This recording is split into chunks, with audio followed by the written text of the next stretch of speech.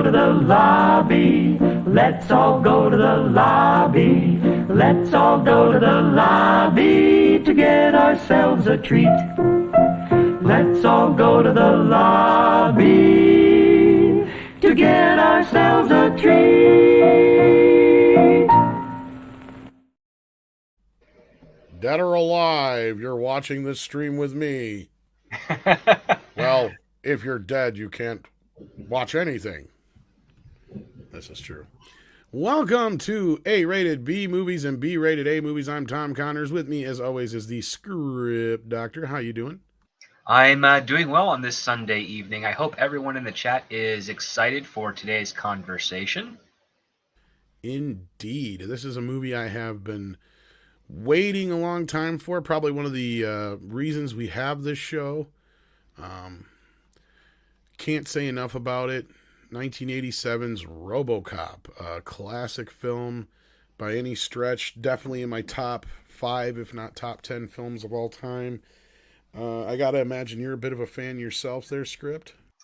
Oh, God, I love it, not just for the blatant satirical aspect of the action genre, but also the fact that it's got some heart to it as well, and a phenomenal cast, and far better special effects than a film like this on paper you'd expect deserves. That's for sure. Like a whole series of things about this movie that are far better than you'd ever expect it to be when you just get told the idea. Yeah, because famously the director, Paul Verhoeven, threw the script in the garbage when he received it. Literally. But without even reading it, yeah. Yeah, because he saw the title and he's like, RoboCop, fuck these. He's probably garbage, and he threw it in the garbage. It's purely like a Golden Globus type of title. That's the thing, right? Like absolutely. Right? Like, this is the best Golden Globus movie they never made. Exactly. But his wife, Verhoeven's wife, actually saw it in the trash, read it, and urged him to read this because there's something more to it than the catchy title. Right, and I don't know if you necessarily consider him a scholar, but Verhoeven is he does study theology. And when he read this script, he's like, oh my gosh, it's a resurrection story, right? Like, so he threw in as much symbolism as he could on his side, but he also, I feel like no other American director at that time, maybe even anybody else besides Verhoeven, would have gotten the film's humor and heart in the proper balance, right? I think it would have went too far one direction had, say, like Spielberg directed it, it would have been too much heart and not enough humor, right? Or if Oliver Stone would have got a hold of it, it would have been something that was much more biting satirical than it was, you know, kind of the sci-fi comic book. Stone would have gone hardcore political and corporate. Exactly, right? Like, he would have picked right into that stuff, but there was just everything that's sprinkled, like this, there's nothing about this movie that should fucking work.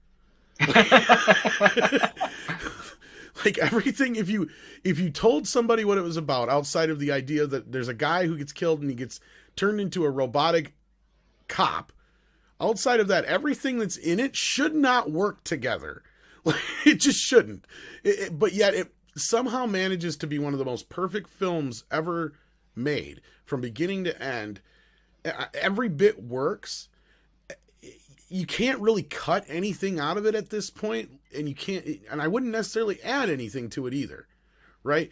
They add a lot of very subtle details in this. My best is at the end of the introduction of Ed 209, after the guy gets shot up. Somebody actually yells, "Somebody call an ambulance!" Somebody call a paramedic. I think is the actual. Yeah. Like, that's gonna make a fucking difference. Yeah. No, and right there, that's the biting satire of the film in a nutshell, basically. Between that and all the ad breaks and the news, the way that's set up, and this idea that we're kind of set in this future, but not quite that far in the future, but far enough to where, yeah, we could buy some of this stuff, but it didn't feel like it was, you know, the year 2000 in 1987, right? Yeah. Well, one of the things that's really cool about this take on the not too distant future is that Society is failing because there's no government agency. Like the government itself doesn't take responsibility for what it's Right. entrusted to do for its representatives, and as a result, essential things such as the police have been privatized to a level that has never been seen before. Um, and it's been privatized by not just any like small company. It's been privatized by a very large conglomerate, uh, OCP, to the point where they literally put OCP branding on their police officer uniforms. They do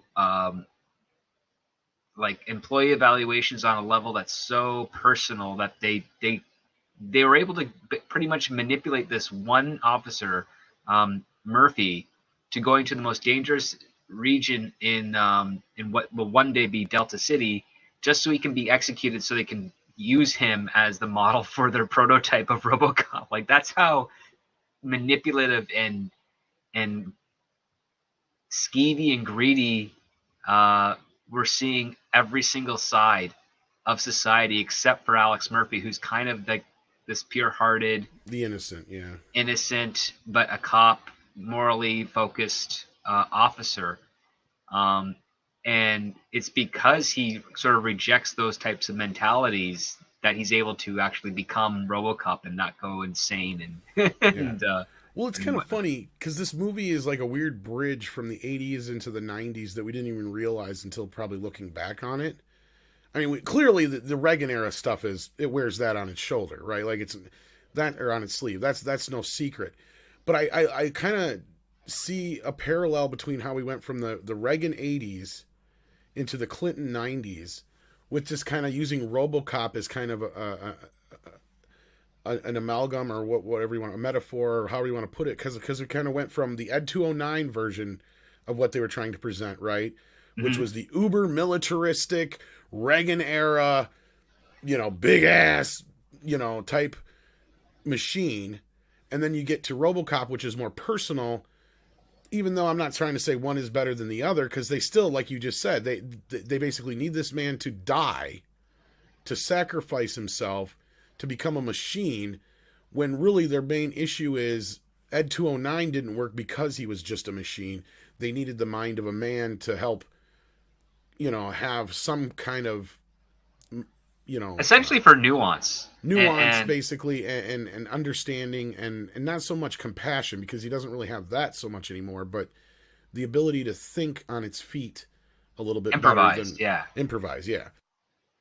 Yeah. Basically, the human element has goes back to a university professor and a knight in the British in Britain who said that artificial intelligence can never be achieved because there's a certain bridge that can't be reached through either programming or programming computer to program in subsequent details, which is the concept of imagination, the ability to create something from nothing or to see things in ways that have never been reorganized before.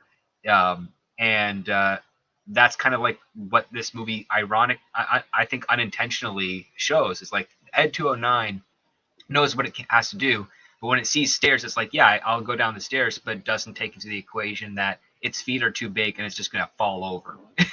Yeah. And RoboCop is like, oh, I can pick up the fact he's too big and bulky. He can't do and he can't move into certain places I can. So that's how I'm going to survive in that part of their encounter. Who cares if it worked or not? Oh yeah, then you got good Yeah, old let's get into Ronnie. the basic idea of this, right? Because Delta City, which at the time when this came out, Detroit was in pretty rough shape.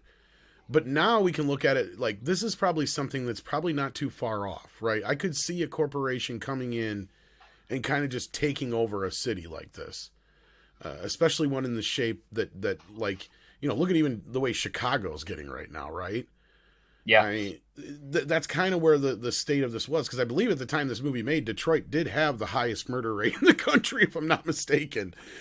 So like, it was not a good time crime wise for that area. So like, it made perfect sense that and we've seen it, like a lot of these privatized companies come in with these basically what's the word I'm looking for, privatized cops, for lack of a better word, but well, it's like private security or personal security. That was the word I was mercenaries, looking things for. of that Thank you. nature. Yeah.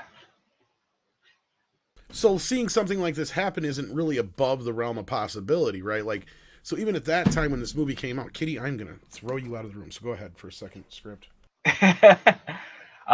Well, this movie came out right at the end of the Reagan years and right on the cusp of the Bush years, the first George Herbert Walker Bush years, which he was trying to continue on the Reaganisms, but he just was not capable of doing. He was not a well received president at the time. Yeah, this came out at the end of his era. Yes. Well, yeah, basically, he ran for a second term and did not win, and people were rather shocked by that, given the legacy that. Well, I meant Reagan, but not Bush. But yeah. Yeah. Well, Reagan was he was never going to run. He couldn't run again for this legal was the reasons, year but he also before Bush actually won. If I remember yes, right. this would be the year Bush was running for president. Or was running. You're right. Yeah. Yeah. And yeah, it's basically it warns about the dangers between public and privatization. How there has to be a balance, and what we're seeing here is where the privatization gets kind of out of hand, and as a result, what you have crime rampant because it's good for the police to be busy, but the police are so upset that there's rampant crime and there's not any support systems that they're going on strike. And they're overwhelmed and they're going on strike.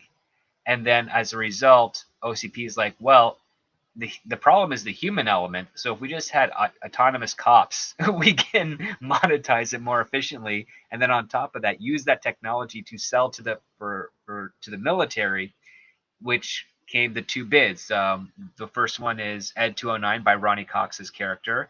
And then the second one, with the one that's the title of the movie, is RoboCop.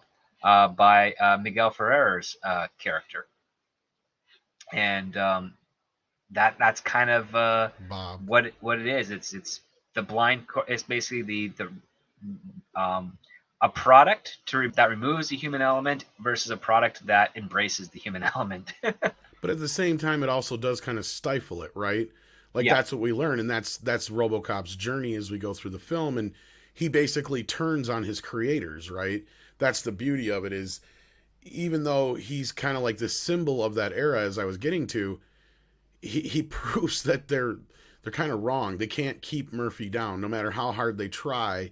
They even erase his memory. They have issues with him, but the more robotic he becomes, the less efficient he is. But as he finds his humanity, he becomes a better cop, right? Yes. Like I think that's the overall arc of the film.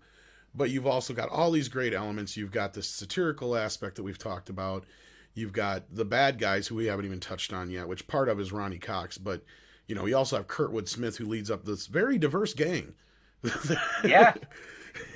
And Kurtwood Smith, of course, is just amazing in everything he does. But here he's even extra amazing as far as I'm concerned. This is probably he's one chewing of his the best scenery roles of all time. Yeah. Yeah, he's chewing the scenery and you don't even care. Like, it's just perfect. Yeah, like what you learn is that Ronnie Cox is funding some of the criminal element here so that he can get his projects greenlit. The other part too, which is also quite interesting with regards to like the hardware aspect, is RoboCop has 3 primary directives and then a 4th hidden directive, which is that he cannot do anything to an OCP employee, which contradicts the main directive, which is uphold the law. And that's kind of the thing that sort of triggers Murphy's human side as RoboCop to actually take over, because it's basically a logic error in his programming versus his humanity. Well, and that's when that. Yeah, go ahead. I was to say, he runs into that issue when he's solving his own murder. Yes. Which is, I love in the remake that they make a point of that. Because you'll find me say that the remake of this is not too bad. It has moments and elements of it that I liked, but it does lose some of the tongue-in-cheek nature of the original film and some of the overarching elements. But we'll get into the remake later. But no, you're right. Like that's a good point. Yeah, because the fact of the matter is that he kind of knows who killed him. He's just trying to find them and bring them to justice. And in that Well, the big journey revelation is Ronnie Cox's character's involved, but the yeah. big revelation is the fact that Ronnie Cox's character was involved. He doesn't find out that Manuel Ferrera's character orchestrated his death. He just put him in a position where statistically he would die pretty quick. He wasn't the guy that was actually orchestrating it. One of the jobs that Kurtwood Smith and his gang were doing that Murphy and his partner were trying to thwart was related to the drug trade, and that Ronnie Cox was like helped facilitating it with him in this film, if I remember correctly. Yeah, he was running the cocaine ring, the organized crime in town, and basically, yeah, Ronnie Cox was protecting him. Was protecting him, yeah. Yeah, because he was basically getting away with literal murder. And yeah, and it also talks about like the concept of products. So like Miguel Ferrera's character, he's all about just trying to make the best thing he can for the company to really just elevate and his work own his position. way up the elevator. Yeah, exactly. Work his way up into the best favors of the old man.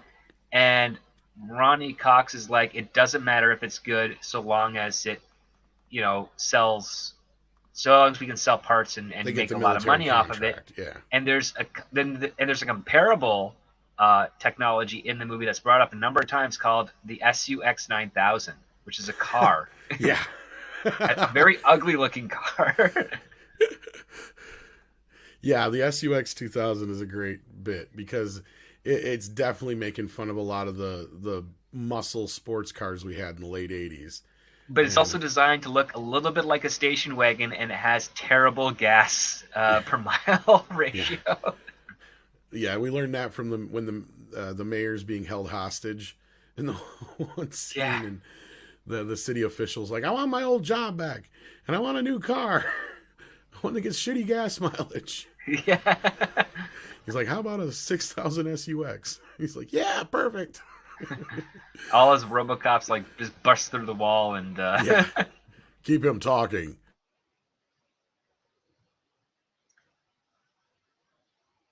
But that's one element like I do love is that each one, it feels like a comic book. And for those who kind of going back to the writing aspect of it, Michael Miner, who worked, I can't remember what company he worked for at the time. I think it was Corman he was actually working for, if I'm not mistaken. But he had gotten a bunch of comic books thrown on his desk, and he's like, here, we're going to make a comic book movie. Read these. And he got through a bunch of them, and he's like, he kind of just got to this point where they all just kind of melded together, but he noticed certain elements that were in all of them, right? Common elements. And he just kind of used all those elements, and he just got this idea of what would happen if you actually, did a RoboCop, right? Like just kind of the old classic sci-fi idea. And this movie feels like a movie we should have had 30 times before, right? Like it feels like this should be like the third version of this movie, like King Kong. Like they did the original in the 30s or 40s during the gangster era. Then the 50s or 60s we got another one. In the 70s we got that grungy one, like the Dirty Harry type one. And now here's the 80s version. But no, this is the first time we've actually got that. And I think the reason it feels that way is because Miner was able to go through all these classic comic books and really kind of pick those elements that we always kind of pick up on. And then of course you got Edward Neumeier, who's another great writer, and of course a part of this franchise and worked a lot with Paul Verhoeven, of course, with Starship Troopers and stuff like that. But speaking on the writing aspect, let's get your angle on this being a writer. I mean, I feel like this is one of the tightest scripts. Like of the 80s, there's a few movies where you can point to, and so that's a tight script, and there's not really much else you can do one way or the other, or you'll fuck it up. And I feel like this is one of them. This is because I think Miner was given a bunch of 2000 AD comics as that was part of them. Yes, that was part of them. Yep. To begin with, because this very much has, like, again, the Judge Dredd series is satirical in comic book form. It's a little tricky for you to pick up more currently with the issues currently, because I don't know if the current writers remember that it's a satirical one.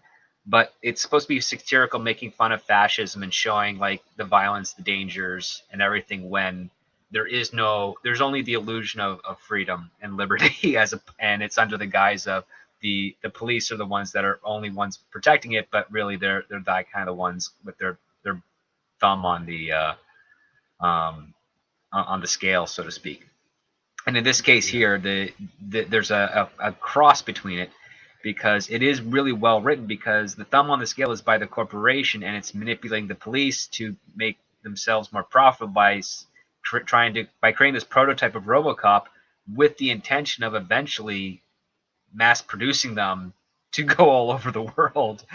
And each one is going to have the possibility, the potential of other directive force, depending on who buys those units and where they go.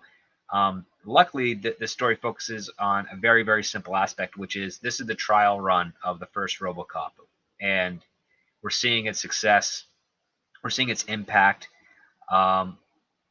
There's a commentary with regards to police officers bringing up the question: should they be without their humanity and just focus on the law and be completely objective, like how RoboCop is when he's first launched, or is there actual value in understanding from a human perspective why certain events that require the police happen and why they're there?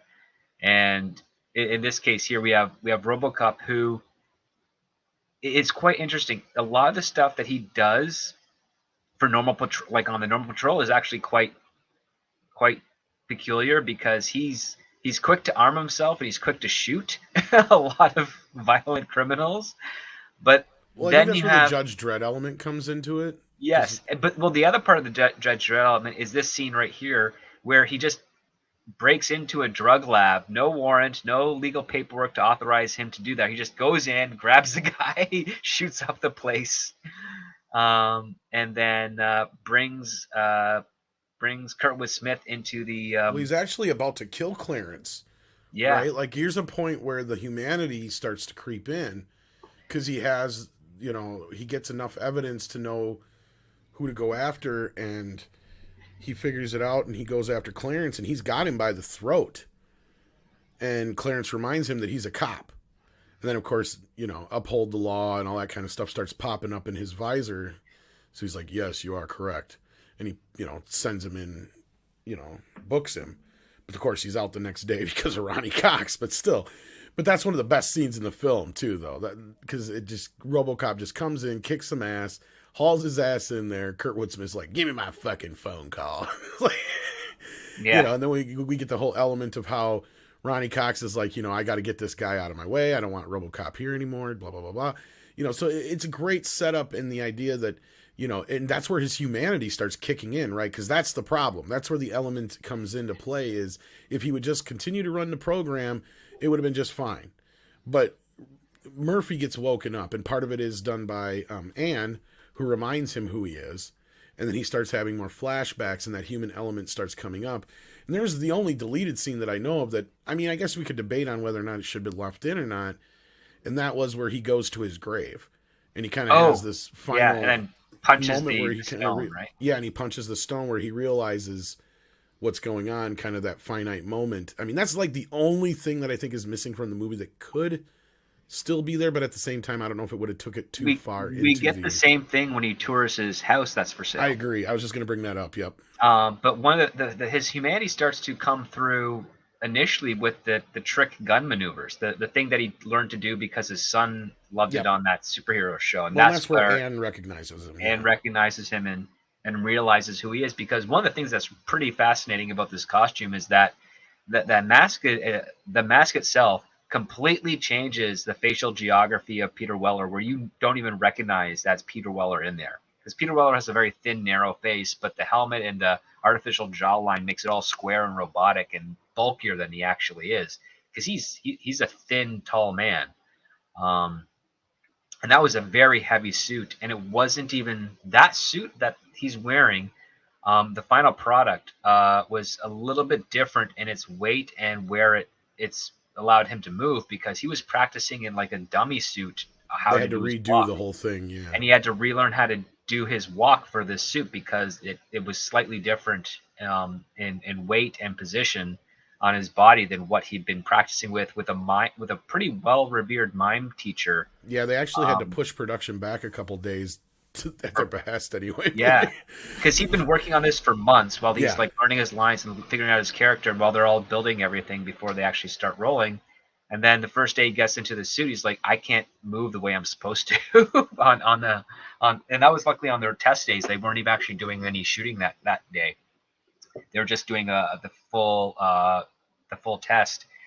And Weller has gone on to many interview shows and says, yeah, I had to, me and his teacher who was helping him do this mime stuff had to reinvent everything very, very quickly, and luckily build it off of what they've been practicing for months beforehand so that they can make it work. So it was all like how to walk as smoothly as possible in this fiberglass, completely insulated costume. Well, I don't know if you knew this or not, but the first film actually didn't have fiberglass. That was the second and third one where they did. The first film, Rob Bottin actually made it out of a more, not styrofoam, a flexi. Well, I know his hands and the leg stuff was all foam rubber. The chest Yeah. piece was more solid. But yeah, it was like, but it was a foam rubber, because it actually started falling apart and cracking midway through. So that's why in the second and third film they actually did it in actual fiberglass, so that it wouldn't crack. But they originally did it that way because he thought, oh, it'd breathe better and he'd be able to move around. But I think that by the time they got to the second film, they realized it was just more of a pain to deal with it that way, because it was like this foam over top of everything, and it was kind of flexible, a little bit more flexible, and it just would crack and start to fall apart and shit after it get dried out. So like they had to go through a bunch of them, and they were, because Rob Bottin, I remember him talking about it on an interview, because they even had the one that was like, it's kind of like how the stunt ones were completely rubber, right? So the main hero one was like kind of midway through, was the harder rubber, and then they painted it with the chrome to make it shine and shit like that. So that's why in the second film it's also a completely different color. They gave him a completely new outfit, and looks way different. I might even have a picture of the one. The second film it's more blue. Here's one from the third film, which I think is the same suit from the second film, but yeah. So there you go. Which they also used in the TV series, if I remember right. They used a number of them. Yeah. Because the TV series was So this is the shot one from in part Canada. 2. This is the one from part 2 here. Because that's obviously Irvin Kershner there.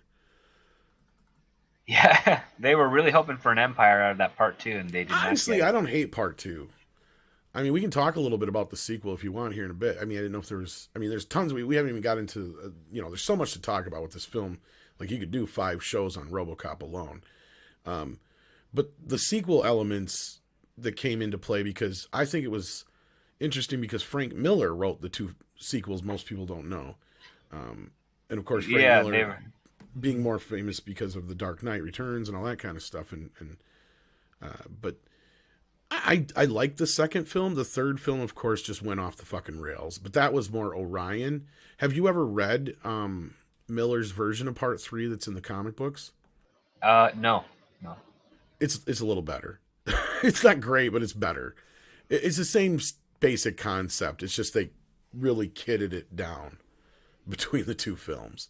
Because 2 and 3 actually are supposed to go together a lot more than they do. Because they were written at the same time.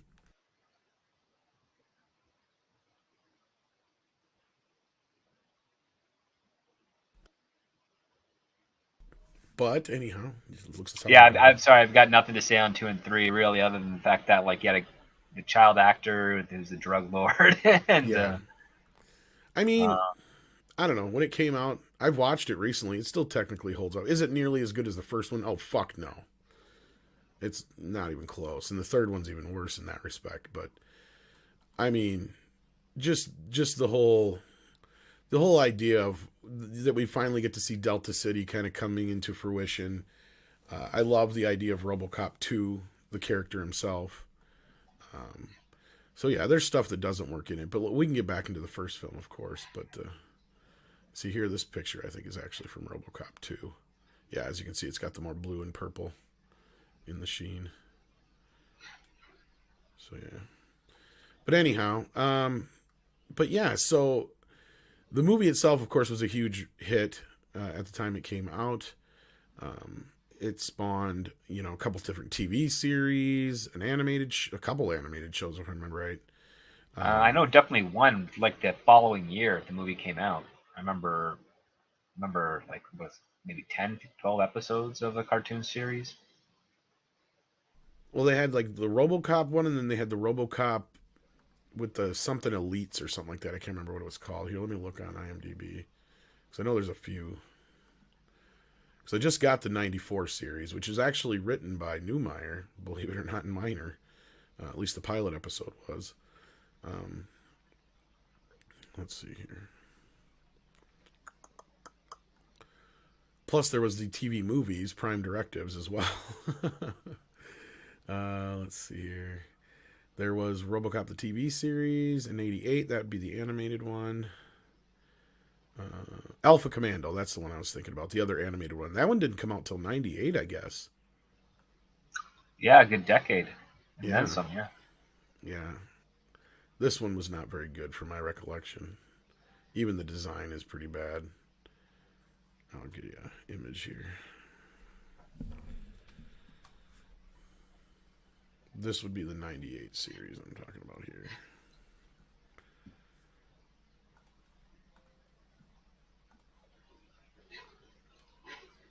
And boom. Yeah, look how bad that looks. That's the late 90s one? Yeah. Yeah. Oh, God, that is. Yeah. He looks more like Ed 209 than RoboCop there. Or Batman or something. I don't know what the fuck they're doing there. It just, yeah, that didn't work. I'm glad that series didn't take off too well. But yeah, no, I love this film. It's one of my favorites of all time. I love the biting satire of it. I love the action elements. I love the sci-fi. I love the actual humor that's in it, not just the satire. I mean, there's some great comedy bits in it too as well. And just all the characters, even though they are very comic booky and, like you said, it feels like a canon movie we never got, right?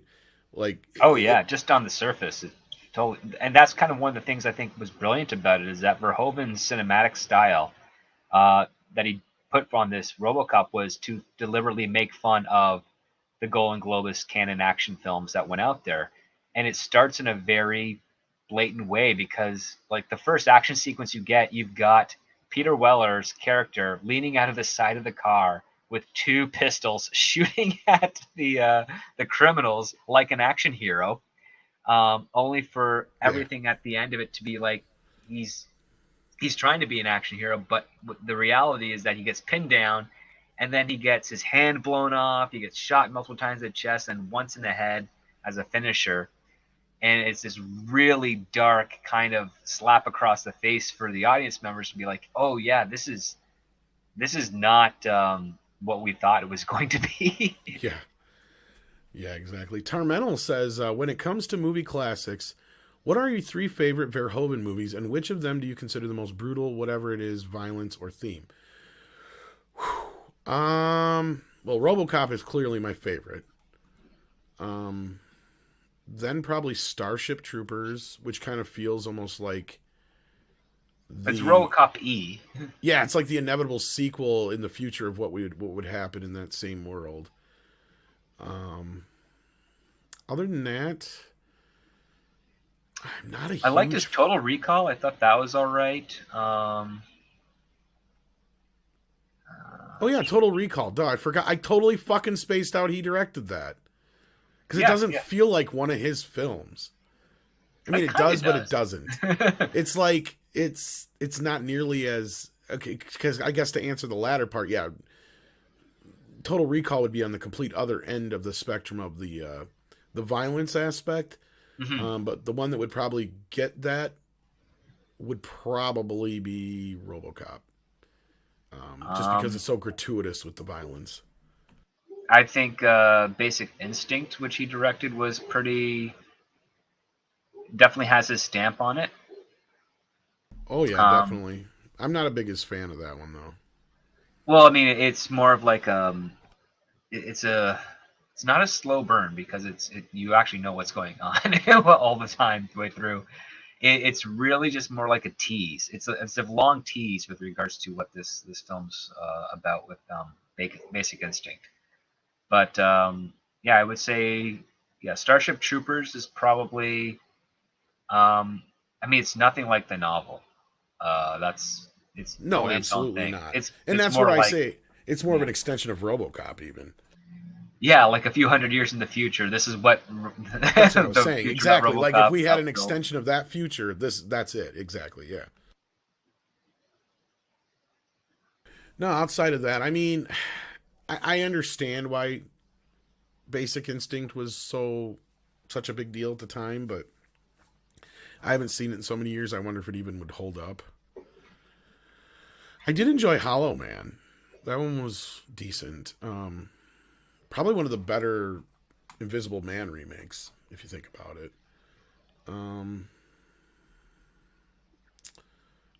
Outside of that, I mean, he hasn't done a lot in the last few years, it looks like. I mean, he's done a few things here, but not like major. I can't remember what he did last. Looks like Hollow Man would probably been one of his last major studio pictures. Oh, wow. I mean, he's done a movie called Benedetta. I don't know about that one.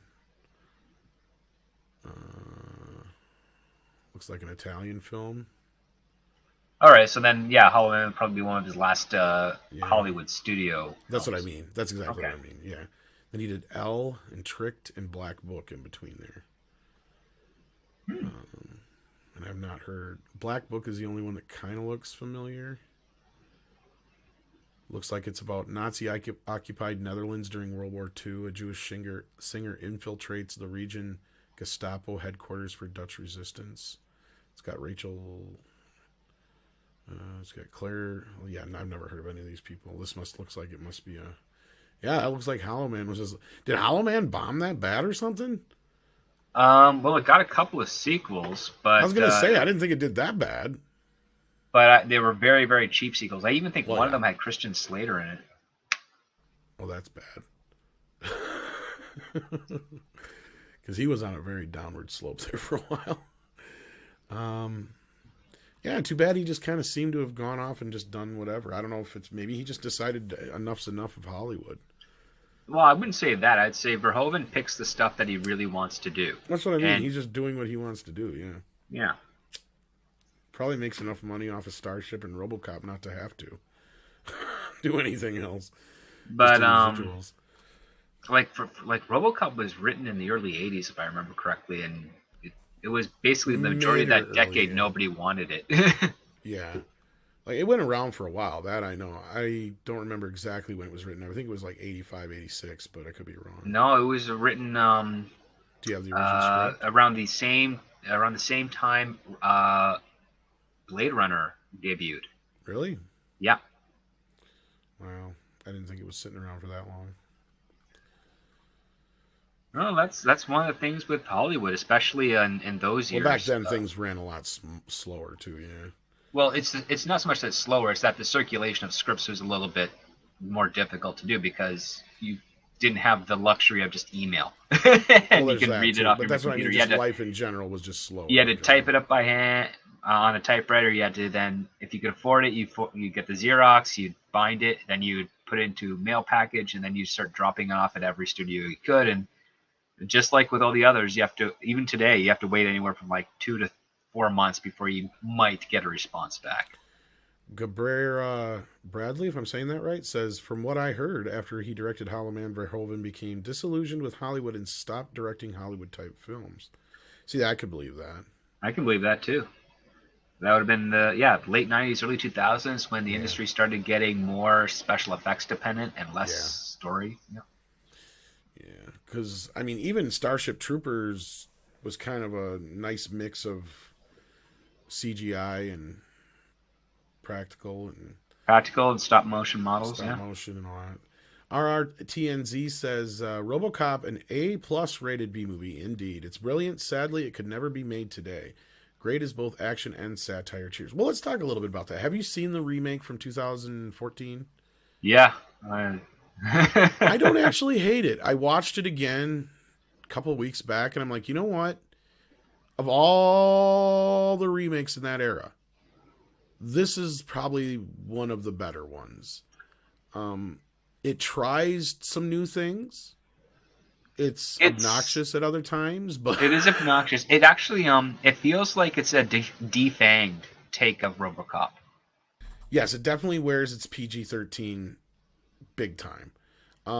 That's one thing I will it took away its teeth. That's for sure. It doesn't have the satire and the bite that the original film did. But there's elements of it I do like, right? There's things in it that I'm glad they explored, and it's like, yes, this is where a remake should technically go with some things. Because you re-explore his humanity a little differently from a different angle. His wife and family play a bit more of a role in it. He retains his humanity, and he's actually fighting it gets taken away from him, yeah. He's fighting it. He's fighting to keep it, because the yeah, they kind of do a bit of a role over. reversal there, and it's not exactly a reverse, but that's what I'm saying. They did some things that it's like, okay, you actually tried to go a few little different elements, and I liked the whole idea of why they brought him in the first place, as opposed to, like, you know, it works real great in the original film. But the whole thing is he's basically one of these robots they already have built, but they just want to put a guy's face on it so the people and the law buy it. Don't feel so. Yeah, because they do this great job of setting up this idea that there's this law that they're not allowed to have robots do certain things, and they have this senator or whatever he is who's opposed to this kind of thing, and it works really well in that respect. Like, there's certain elements and things that I'm like, as I'm watching, like, yeah, Ed 209 kind of gets the shaft.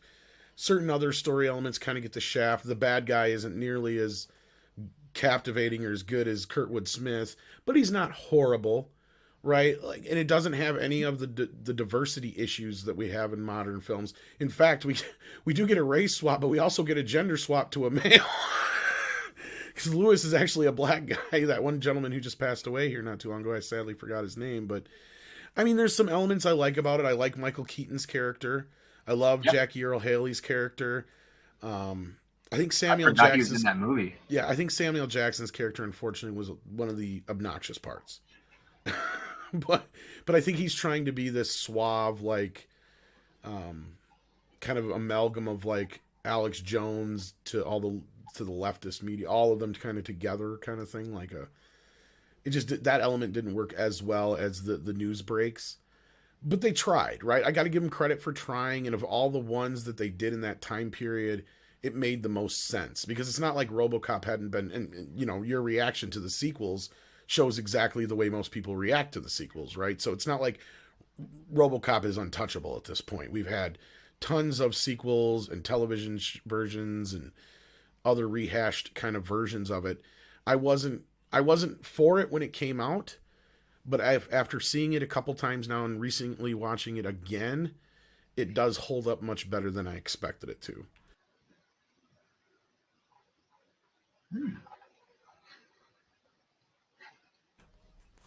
But yeah. But yeah, definitely. This movie was one of the reasons I started this show. Script and I had kind of talked about what it would be for a while, but really, I mean, we say that a lot on this, but there's a handful of films that were like, this is kind of what signifies what an A-rated B movie is, and RoboCop is definitely that definition, right? It takes every classic B movie element and puts it in a A-rated film. Well, it does it with earnest. That's the thing, right? It does it with earnest. It balances out what it's supposed to do.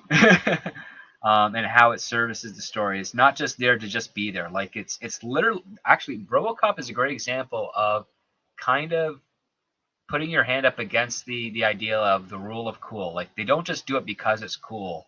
It's like, it's cool, but how does this factor into everything else that we're doing? How does this set up? How does this follow the rules of cause and effect? So that by the end of it, you have this catharsis for the audience where they're relieved and excited and thrilled, so that you know, when the closing credits happen, you've got that audience moment cheering and applauding and standing up and, you know, going, yeah, that was great. Let's go back and watch it again, type of thing. Yeah, and RoboCop has that perfect climax.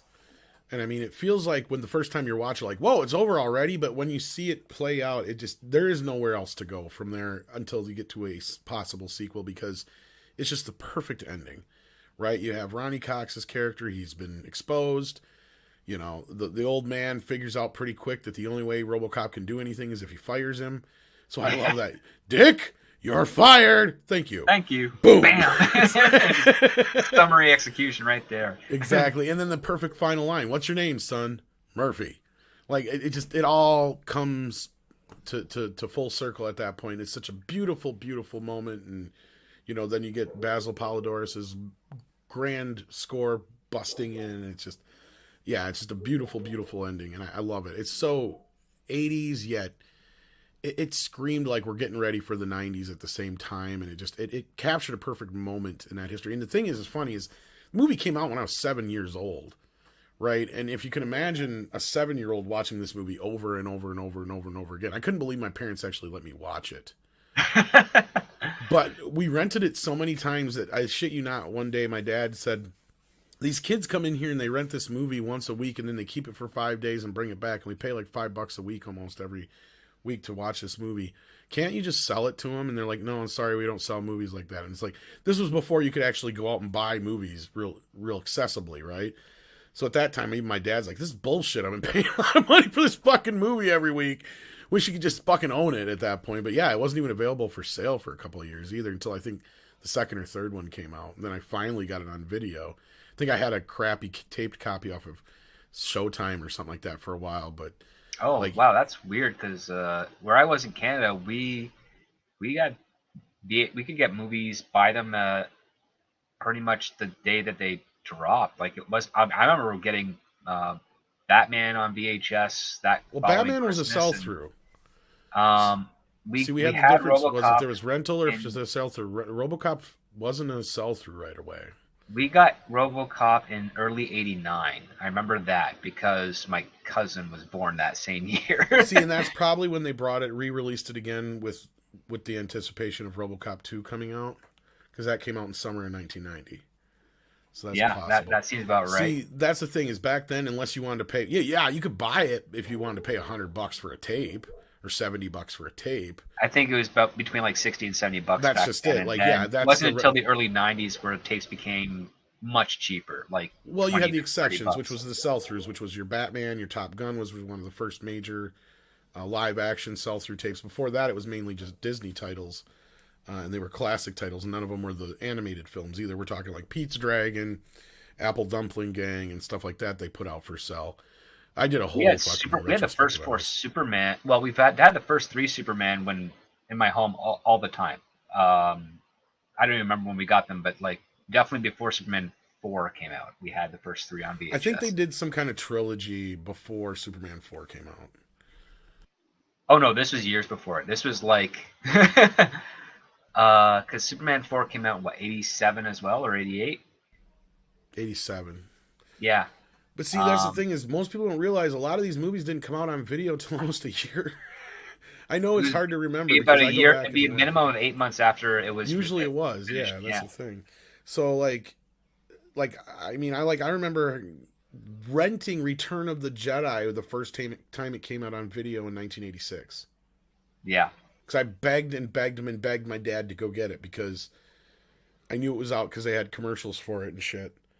And it was the first time it hit video. That was 3 years after the movie came out. And it didn't even hit television until 87. And I remember watching it because they showed Empire and Jedi back to back on NBC. And they had this whole big, it was either CBS or NBC, I can't remember which, but they had this whole big thing. It may have even been ABC, one of them. But it was back to back nights. And they had Mark Hamill hosting it. In fact, I think you can go out there and find somebody videotaped it on, it's on YouTube. Like the Empire takes over the network and stuff. It's kind of funny. Oh, I think I remember in my hometown before the theater went out of business, they had the re-release of Jedi in '85, and they paired it up with Empire. They didn't have the first Star Wars though, but they had Empire and Jedi, and those were like one of the first movies I remember seeing in theaters.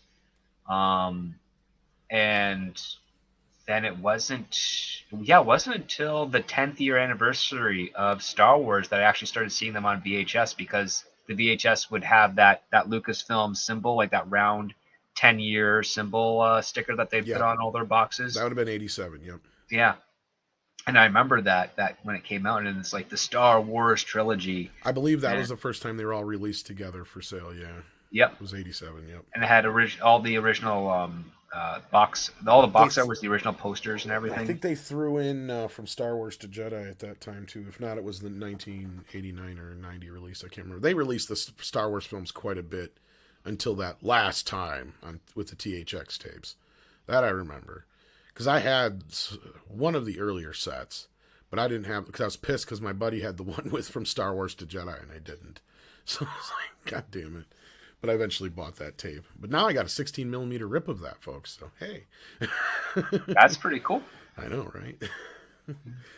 But no, yeah, video was kind of a funky thing back then. It may have worked differently in Canada because I do know that different companies handled video differently up there.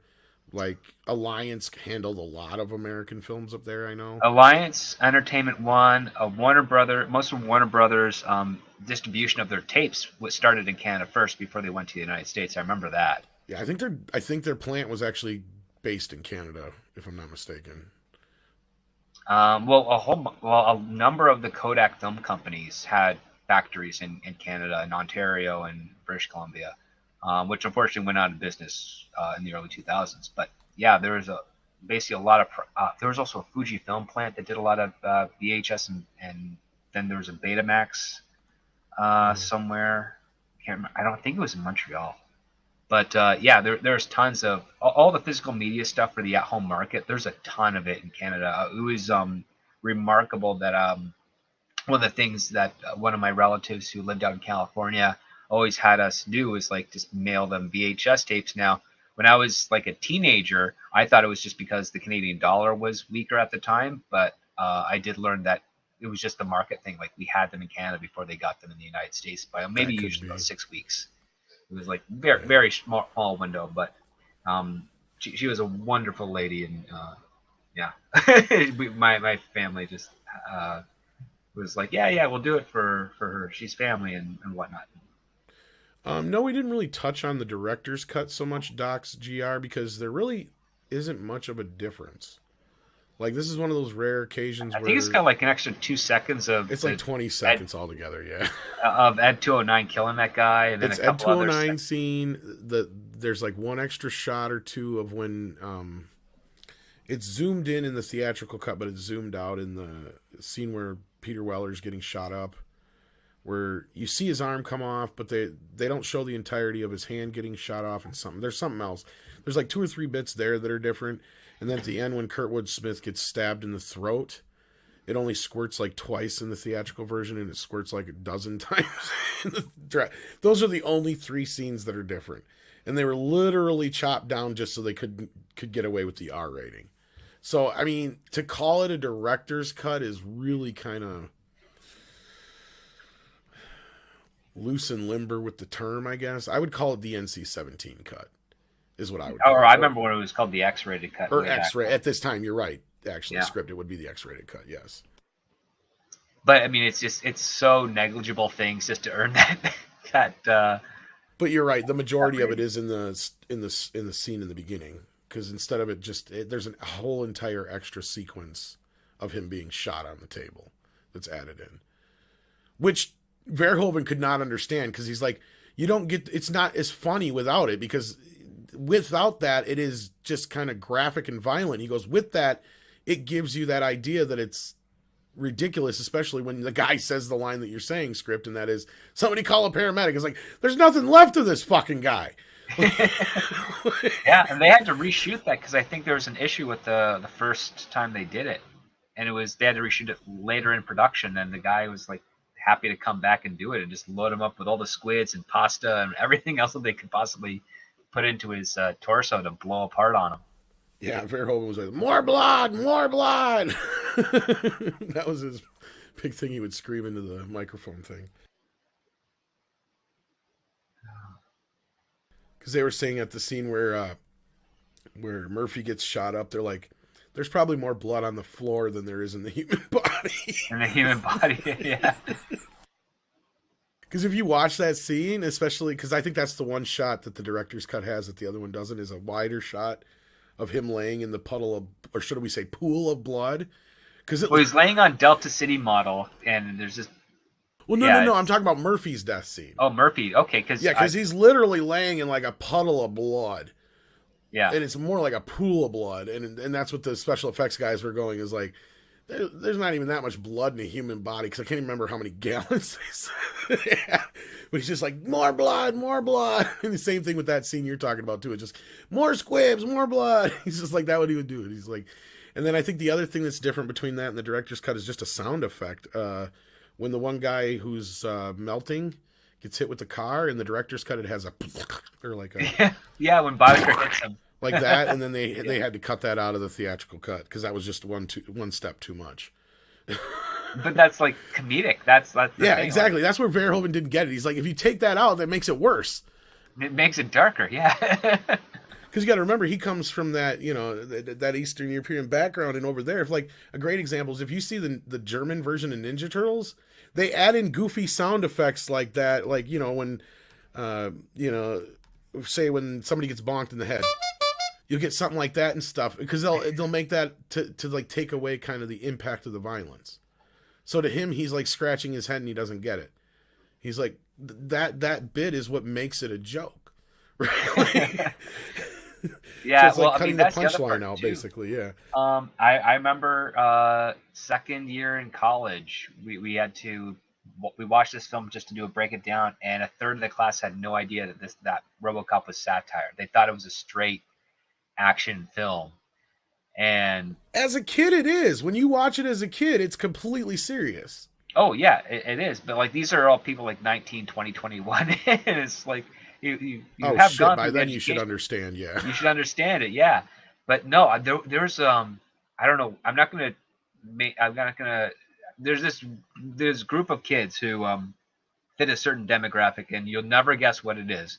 But they were so detail oriented and excited about the film that they could not grasp the concept that it was in fact satirical.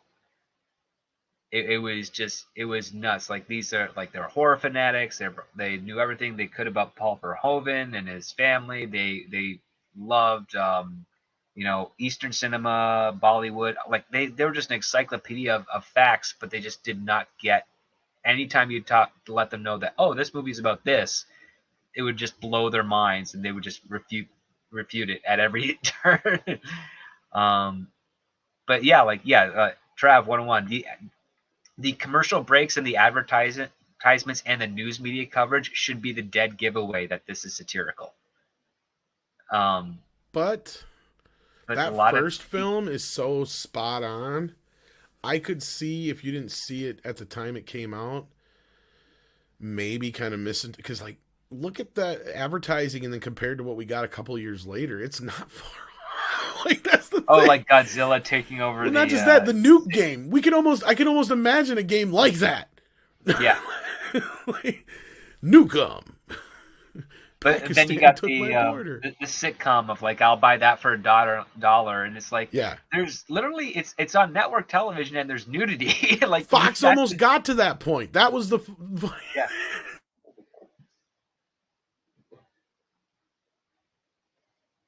Who was that guy? I can't remember. They shot all of those scenes, I think, in a day. Yeah. There's actually a deleted scene that's much worse than the one you're talking about. There's a few. Yeah, there's a few. Because I think there's a half hour or more of footage that they ended up like once everything was done, they put it all together and like they had 30 minutes. It's actually a sitcom, and I can't remember the name of it. It's a fake sitcom, but yeah. But that's what his catch line is. I'd buy that for $1. And everybody loves it, and it's not even much of a catch line. It's kind of like, yeah, it is. We're only a couple years away from, did I do that? And shit like that. So, yeah. It is so fucking spot on. Yeah. Ay caramba, it's exactly what I was going to say. I can't find the guy's thing here, but I don't know what they would have called him in the movie, to be honest with you. I'm sure he had a name. That's the thing. I wish I could remember the name of the show too, because it's actually on that one deleted scene that's out there. You can find it. It's the pizza commercial. Is that? I think it's called "It's Not My Problem." It's not my problem. I think you're right. Yeah, I think you're right. It's not my problem. I think that's it. It sounds like something from Idiocracy. But no, he's not called the dollar guy, believe it or not, in the cast list. I'm looking right now, and I can't place what they would have called him.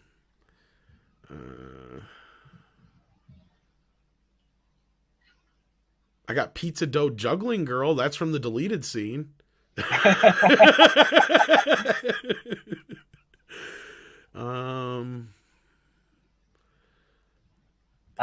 it Bixby Snyder?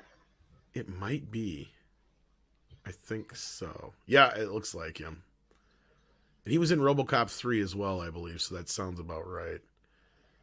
I think so.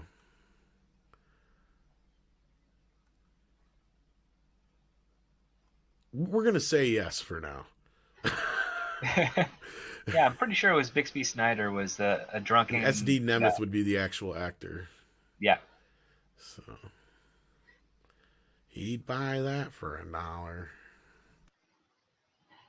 Oh, Edgy says, yep, we're right. So we're going to go with that. So Bigsby Snyder, yes, he has a name. He had a name. I don't know. He might still be alive. I don't know. Looks like he did a movie with Doogie Howser, too. Oh, with Neil Patrick Harris? Yeah. Something about a lobster or other. But anyway, I closed it. So yeah, we're going to start wrapping it up. Have I seen any of his Dutch films? No, I don't know if Script has. It didn't sound like it when we were talking about him earlier. No, I can't think of any of the originals. I think that maybe I think The Hitchhikers is the oldest one I've seen of his. Maybe he did that. The Hitchhikers. I think so. It looked like him if I remember right. Yeah, that's pretty much it. I've heard of a bunch of his other films. Like I've heard of Turkish Delight. I just never saw it. I know that one kind of got some pretty good ratings. Yeah, and I understand not wanting to acknowledge RoboCop 3, and that's completely fair. It's just not much of a movie. It is, but it isn't. Like, if you know what the story is supposed to be, it's easier to watch. Like, I can't recommend this enough. Right? Like, well, it's like the people rising up and overthrowing the corporations that are abusing them, right? Isn't that what it's supposed to be? There's a better movie there than what's there. Unfortunately, it's very rewritten, PG-13 out, actually more PG than PG-13. And they made the kid one of the more, like, they changed her character quite a bit. Like, there's characters that were supposed to carry over from part 2 still. Like, I think they even cut out the old man and stuff like they added in Rip Torn in his place, and it's like, yeah, I can't remember. It's been a while since I read the comic, but I can't recommend it enough. I got to go back and check it out myself again. It's been a couple of years. It's been like 5-10 years since I've read it. But he brought it out a couple of years ago because he wanted people to know what it was he originally wrote, even though he has a cameo in part 3, I think it is. I think it's a cameo in part 2. Is it part 2? Okay, yeah. Part 3, he had. I don't think he was around for that one because he got pissed because they rewrote it on him. Well, Frank Miller has had a terrible time in Hollywood because he's a stubborn jerk. He's alcoholic, full of himself. The only person that gave him carte blanche was Robert Rodriguez because Robert just wanted to make Sin City as what Sin City was. He had no reservations or reinterpretations required. Yeah, his Spirit movie sucks. Well, it's an insult to the spirit and everything of what it was. Yeah, that's and now I think Miller's starting his own little mini comic book company. So see how that goes. But basically, RoboCop 2 is closer. Like, when you read the comic, you'll realize RoboCop 2 is almost similar, like very close. It's once you get to RoboCop 3 that everything kind of changes. But, like, there was even, like, that one good chick who's always watching, like, RoboCop's nurse has, like, a bigger role in RoboCop 3, and she's not even in the film. They completely change her character and stuff like that, so I'll have to check it out again. Maybe I'll do, like, a review of it. I should do that, and I gotta do Last Ronin at some point here, too. And Adam Wolford says, I'd buy that for $1. Was a game show. Was it a game show? Are you sure? I think it was a sitcom. In RoboCop, it was a sitcom, unless there was an actual show called "I'd Buy That for $1," like along the lines of like Let's. Oh, there might have been. That's true. Oh, there might have been a game show called that. I can believe that. I don't know if it had anything to do with that part of it, but yeah, I get what you're saying now, Adam. Yeah, I think that's what he means. The comic is very gory, yes. Well, that's because Miller just embraced that aspect of the RoboCop. And you can see that in part 2. Part 2 does have a bit of a meaner spirit to it. The satire is there. What was that? And more prostitution. Oh, yeah, well. Because that's Frank Miller has a knack for that. Yeah. But I mean, it's definitely much more. I hate using the term mean-spirited because it's not so much, because it's still satire.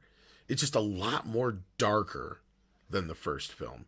And I know people have a big problem with the kid being a part of it, but I'm like, no. That's part of the messaging of the film, right? Because the whole idea of Nuke is like them kind of sensationalizing all these drugs. And who do you think their fucking target is? Yeah. And then the fact that he's running it is the irony. Exactly. Like and he doesn't even do the shit himself. Like his character is very overlooked. And I think that because of Roger Ebert slamming on it so hardly and some other critics at the time, I think people overlooked the second film. I think it's a much better film than people give it credit for. Right. And then you add in the aspect, it has a much more of it's not as satirical in a good natured way, but it's definitely a sequel to the first film, and RoboCop 2 as a character makes sense as well. I just like it in that respect. But I mean, I would totally debate somebody on it. Like, I would love to hear somebody's point of view on it who hates it and thinks it destroys the film. But I haven't heard anybody say that. They're just like, it is what it is. And then the third one's the one they're like, fuck that movie. It's like, well, by the time you get to the third film, it's RoboCop kind of fulfilling his prophecy of destroying the company that made him. So, and I kind of like the aspect that it's bought out by a Japanese company, which was happening at that time. Oh, right. And they had like their more organic looking cyborg with the laser That's where stuff. It went off the rails. Technically, what was supposed to be RoboCop 3, went... Yeah. No, that part's coming back to me now of how ridiculous it was. And... Yeah, that's where it's really that third act where the movie kind of goes into that left field when that cyborg guy shows up. Exactly. Yeah. Like, there's a couple of miniseries in the late 90s and early 2000s of RoboCop that were pretty decent. Prime directives. Yeah, they weren't too bad. Prime directives. Then there's the introduction of like RoboCable, which was the black RoboCop who had I think that came in there, yeah. That had 2 pistols and was trying to take out original RoboCop, and then goes through the same story that Murphy does, and now they're a partner team at the end, I think. Or I think those were backdoor pilot movies that just never took off. Yeah, I think they were on Sci-Fi. No, it was a deliberate miniseries. Was it? Yeah. Because the production was shot in Toronto at the time, and it was primarily to kind of wrap up the other live action series that was shot there a few years earlier. Series? Was that the '94 series? I think it was a '96 series or something of that nature. But it came out in '94. It picked up right after RoboCop 3, basically. It's the one that Adam West guest starred in a number of times. That might be the one I just bought. It only ran for a season. It's the only live action series I know of. Yeah, I think so. It's like only one season. Yeah. Yeah. Chad Rubberine says. Yeah, a bunch afterwards. I hate that they killed Lewis in RoboCop 3. Yeah, that's the only part of the series that acknowledges RoboCop 3, is that Lewis is no longer there. He has a new partner. Other than that, it's just basically it only acknowledges the first film. Because you have Newmeyer and Miner back to write it. That's why. It's not great, though. I barely got through the pilot movie. Like, the bad guy looks like something out of fucking Dick Tracy. It's really bad. Like Small Face or Burn Face or something. RoboCop can't shoot nobody. They have, like, these stun gun things and shit. It's... I think they even put the graveyard scene. I think they even put that in the TV show too. Oh, probably. If I remember right, it's in that first pilot episode. Because they even have a whole rehash of him remembering his wife and kid and all that shit all over again. Yeah, because in the Prime Directive, his kid grows up and ends up being executive at Omnicorp. Yeah. But that was like, okay, that's funny. I'm curious though what Blomkamp's RoboCop 2 would have been, or RoboCop Returns, or whatever he would have called it, because it's supposed to just be a direct sequel, but yeah. Oh, we'll probably never find out. we'll never know. I still think they could like now that unfortunately I think Amazon's going to lose the rights to Miner and Newmeyer because it's that 35-year deal, but I think they're anticipating that. But at the same time, I think it'd be cool to see like a revival series. I mean, you don't even have to get Peter Weller in the outfit; just have him do the voice. Because, like you said, you can't even really tell it's him in there. And what you could do is just have it like OCP is a new corporation under like 5 different fucking sellouts over the years, and RoboCop's in like cryo freeze in the basement. And somebody uncovers him and like, oh shit, look at this. It's RoboCop. Just put him back online and upgrade him. Call it RoboCop. Like, all the organic stuff is still in stasis. Well, that's why I said you have to have him in cryogenic freeze for that, but yeah. But hey, as long as you just reboot him. Or RoboCop rebooted, or whatever you want to call it. I think it'd be pretty good. You can even have, what's his face, the actor, the black guy with the glasses, who was always like the 3rd or 4th in command, who's kind of the little squeaky guy in the background. Yeah. You could have him even play like the new old guy. The new old man of Omnicorp. Yeah. Even though he kind of turned turncoat in the 3rd film, but he's still alive from what I remember, so you could just have him come back as the new head of OC, or he as the head of OCP or whatever. Of course, you call it something else because it's been rebought out by like 5 different companies since then, but yeah. I think it would work. No, it'd be rebranded like AT&T was. Yeah, it would just be like a cell phone company now. And a streaming service. A streaming service! Oh, shit. That'd be hilarious. I think it would work. But I don't know if they got the kind of... I don't know if they'd be able to get her done or not. But yeah, all you'd have to really do is have Peter Weller do a voice. You know, so I think he'd do it. Heck, you could actually put him in a mask and sit him in a chair, and then they could just superimpose his face onto a really, stunt yeah, guy. You're right. I mean, you just find somebody who kind of looks like him and is the right body type and all that business, and yeah. It's not like the acting. See, the thing with RoboCop, as long as he can imitate, that's where like Peter Burke and some of the other guys who took on the role weren't as good, because Peter just got it for some reason. I don't know what it was he got that the other guys didn't get, but they add too much humanity to the role. Like, that's part of the satire with Peter when he does it, is he does it, like, I love the term used earnestly, but in a robotic sense, you know, even when he's trying to be a bit satirical, like even himself have a bit of a sense of humor in the role, or, you know, try to do some compassion or speak, he doesn't take it too far. He always has that note, and he keeps it in that range, right? Even at the end of the first film, when he takes his mask off and he's like, you're not going to like see what you like, he kind of just has that moment where he's just like, leave me alone. You know, he just wants to be alone for a while. Even there, his emotion doesn't really, like, you know, an actor would want to go dive down into the, oh, just leave me alone, you know, and overdo it. I think that's maybe part of it. I don't know. I'd love to hear your perspective on how Peter was able to just nail it note perfect compared to any other actor who's done it since. I don't think anybody's been able to do it with the same way he was. I don't know how he pulled it off. I think just because Peter Weller doesn't just resort to just acting as a skill. He's a scholar. He reads philosophy. He does more than just perform. And as an actor, and I think because of that, he has more skills to draw on in order so that he could nail such a nuanced performance. I think that's probably one of the things that put him above anyone else that tried to do that role. Yeah, I think they just read too much into it, and they try to put too much humanity into it, to where, at least that's my interpretation anyway. But Chad Rupterine wants to know, is there any recommendations you have for good books on writing? Well, the first thing is to read older books. I think Dashiell Hammett, Raymond Chandler, Walter B. Gibson is a good start, just for the pulps and the just to understand the concept of like interesting plots and how characters motivate and are driving them. Then there's John Truby's Anatomy of Story, which is a good start. Then there's also one of the penultimate ones that's called Story by Robert Mckee.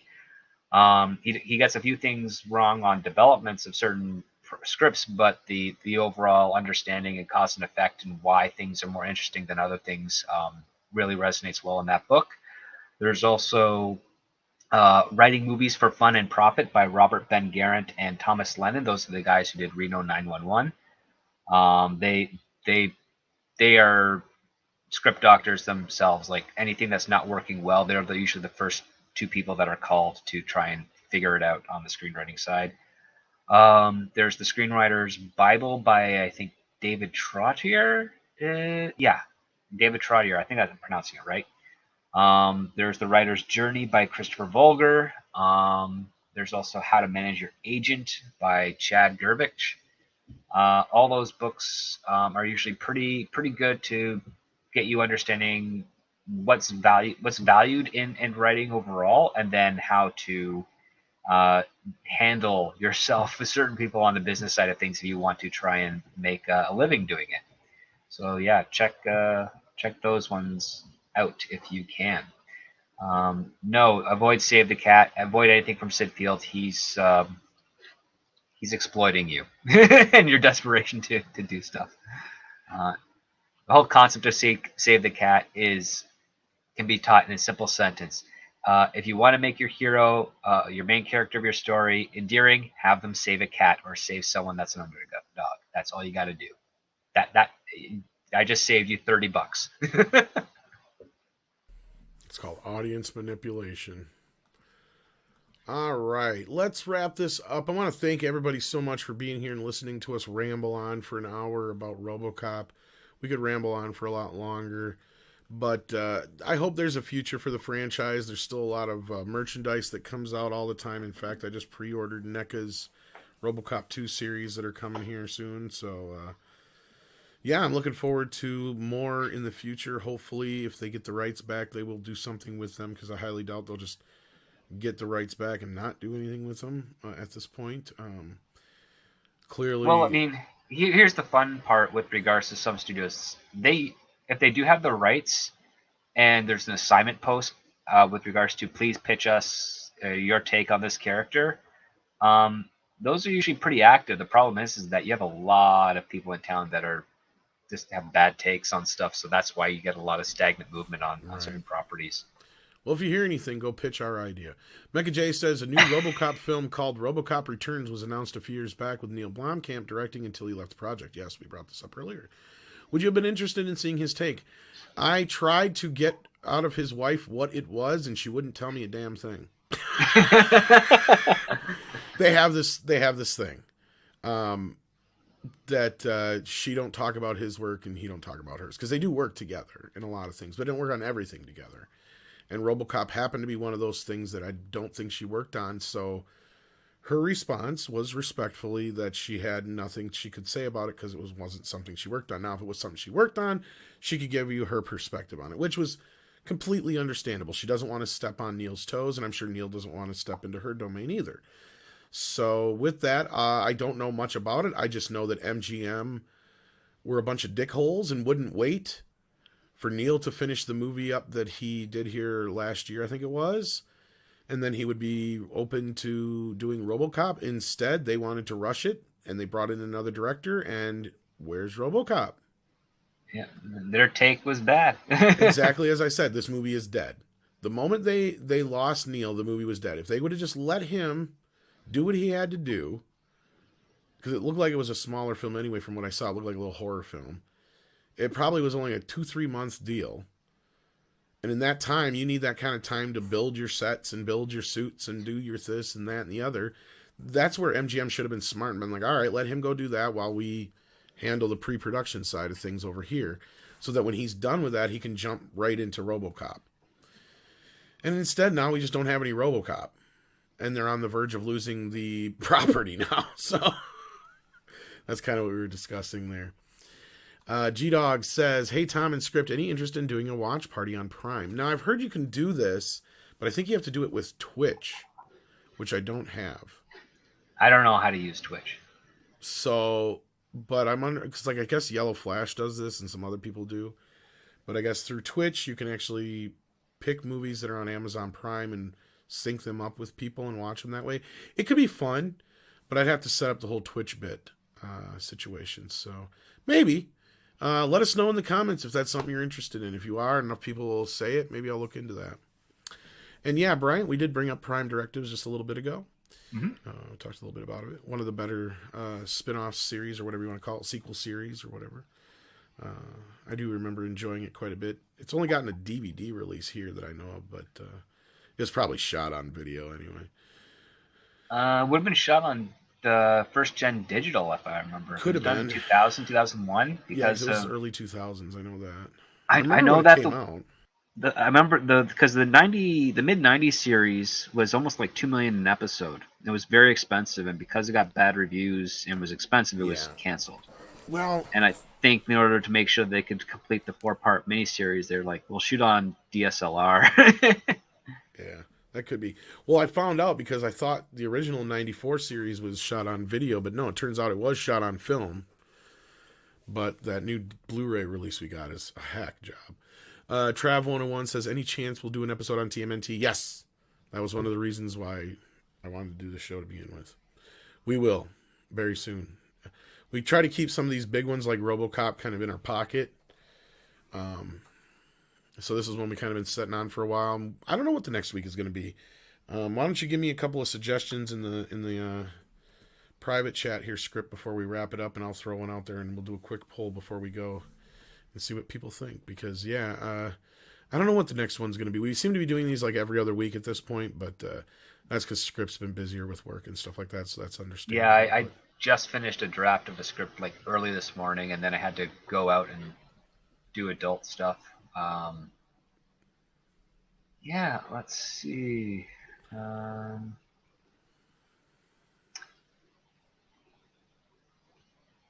Yeah, I'm just pulling up my archive of films that I have, and I've got to double check to make sure, are they A, B movies, like deliberate A movies, or are they B-rated A movies? Yeah, because we've done so. Then I got to sit back and remember which ones we've done already. Because Bryant even made me wonder, did we do RoboCop? No, we didn't. Alien 3 would be a C-rated A. But now Alien or Aliens would definitely would qualify. Alien would definitely be the B-rated, the A-rated B movie, but Aliens was AA all around because of the success of but it's based on B movie elements, so we could probably get it kind of like how RoboCop fits in that category. Nightmare on Elm Street is definitely one that's on the list. We got a good idea of some, but I just wanted Script to kind of give me an idea. The Frighteners might be one, right? Okay, you want to do Frighteners? Right, I'm just throwing stuff out there because. Well, I want you to pick one, and then I was going to pick one, kind of like we have done in the past. So.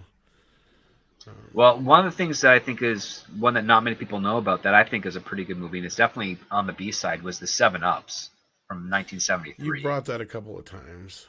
I've not seen it. I'd have to actually get that one, but. I'm not sure where it is because I got the DVD. I got the remastered DVD of that. Is that the one you want to pick, or do you want to pick Frighteners? Well, we'll do the Frighteners first because you probably have that already. Oh yeah, I'm sure I do. I know it's supposed to be coming to 4K, but yeah.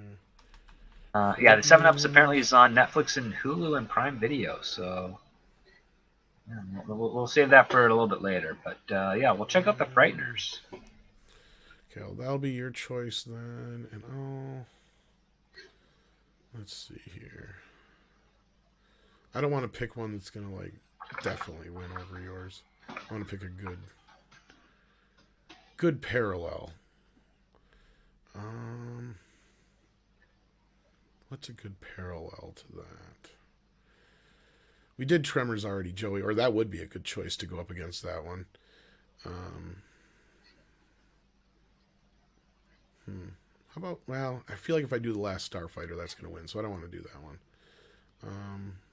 Here we go. I got one. Okay. We'll leave this up for a few minutes. So vote now and vote quickly, kids, because this is not going to last long. We're wrapping things up here. The vote's up between The Frighteners. That would be the Michael J. Fox, Peter Jackson film. Up against 1984's Nightmare on Elm Street, Wes Craven classic, starring Heather Langenkamp, Johnny Depp, and Robert Englund. So do vote now. Do not wait. So we can get I figure 2 horror films going up against each other. That's a good idea. With some comedy of them, yeah. Yeah. Not so much in the nightmare side, but it's imaginative. It's fantasy horror. There you go. Oh, Nightmare on Elm Street is hysterical.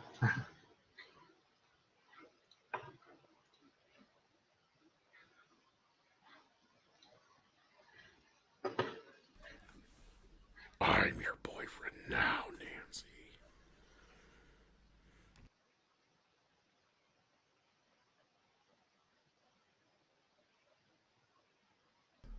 I didn't even add echo. Or all I did was add echo. I didn't even alter my voice there.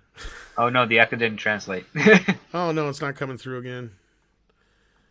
This stupid thing. Oh, here's why. Okay, here we go. I'm your boyfriend now, Nancy. Did it work now? Yeah. Okay.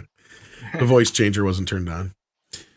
All right, let's see where the vote's at so far. We got 62% going for The Frighteners. It looks like it's going towards The Frighteners. 46 votes so far. There's 150 of you watching, so let's get at least 2/3 of you to vote. Let's get up to 100 votes here. Come on, guys. Get in there and vote right now. The poll is at the bottom of the chat. It will pop up there, and you just check which one you want. And, yeah, I can't vote, so... Script Doctor can vote. That's not what's fair. That's not fair.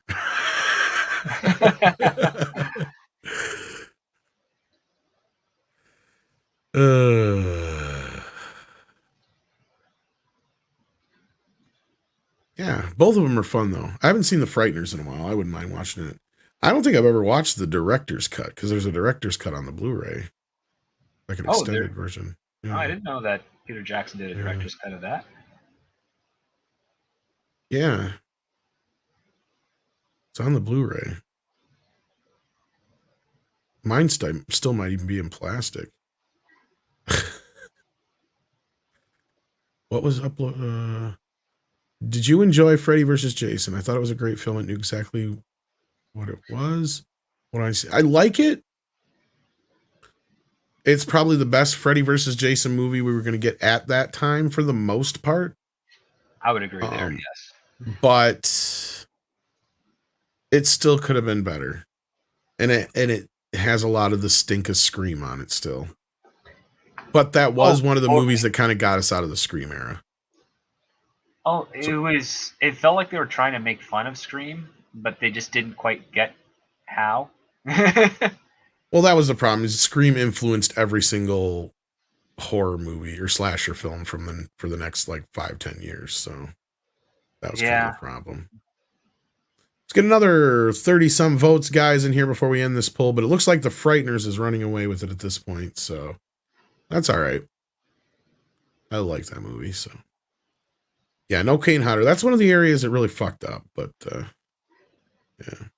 yeah, where are the bots when you need them? Fright Night would be a good one too. Yes, that's definitely one we'll have at some point here. Yeah, I almost wish I would have picked that one now instead of Nightmare on Elm Street. New Nightmare, that's a good one too. I like it, but Andre hates it.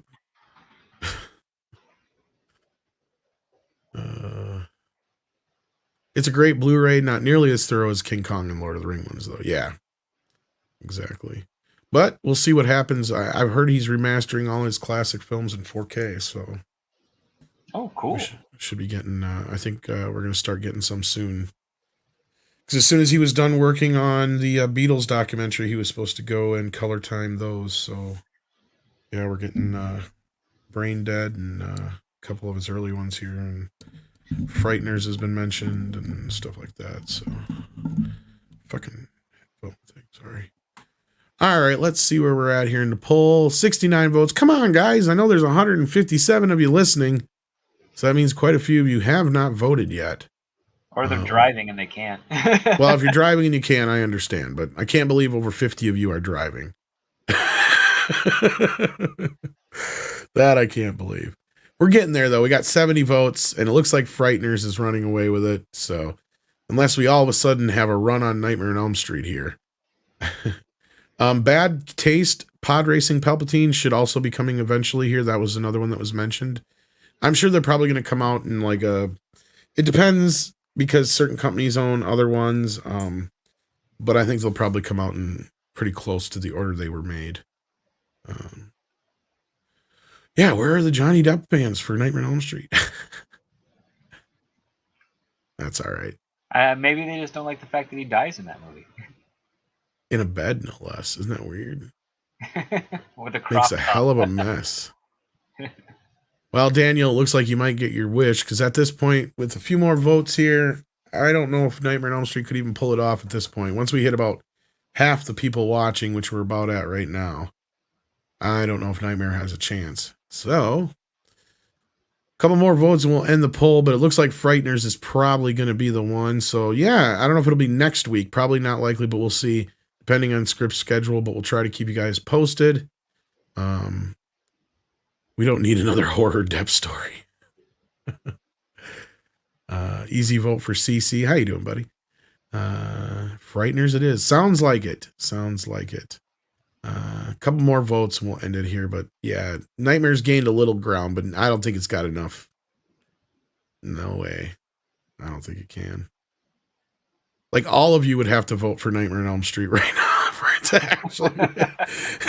like the rest of you who haven't voted. So yeah, I think we're going to end it there. It looks like the Frighteners is next. All right. I can do that. Yeah, that'll be fun. Let me know if you could get access to the director's cut so we can talk about that perhaps. So, yeah, I'll just make sure I can figure out because I have it on. Oh, look at that! I got it on DVD. So yeah, I'll see if yeah, the Blu-ray I think is when they came out with the director's cut. I don't know if it's on the DVD or not. I mean, I'm sure they did a DVD version of it, but I don't know which release you would have. So I think it's been released on DVD at least a couple times. So. Yeah, this one, it looks like I got this guy 2007, so it might not be the director's cut.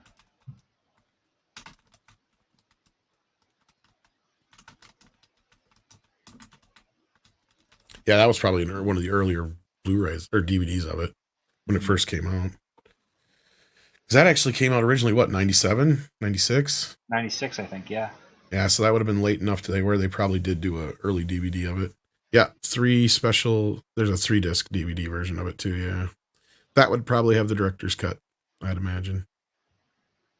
So yeah, it looks like... the runtimes are, and then I'll search based on that. Yeah.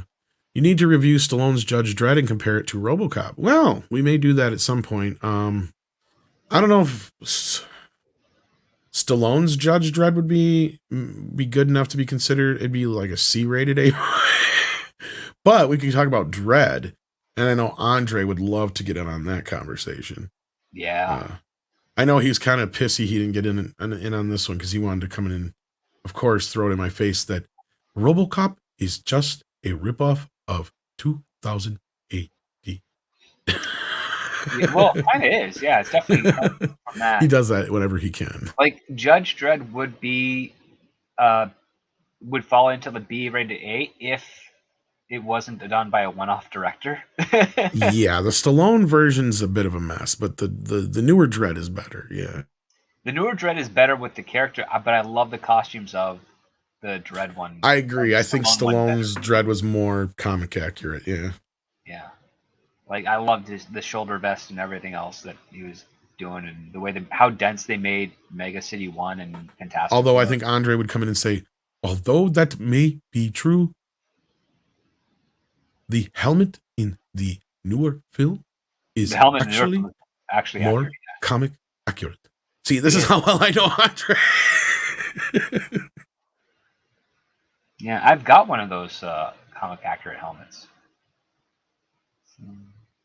That's true, Stanley. And a woman is the bad guy in the newer one. But of course, you also have Rob Schneider, who takes a point off for the movie right there.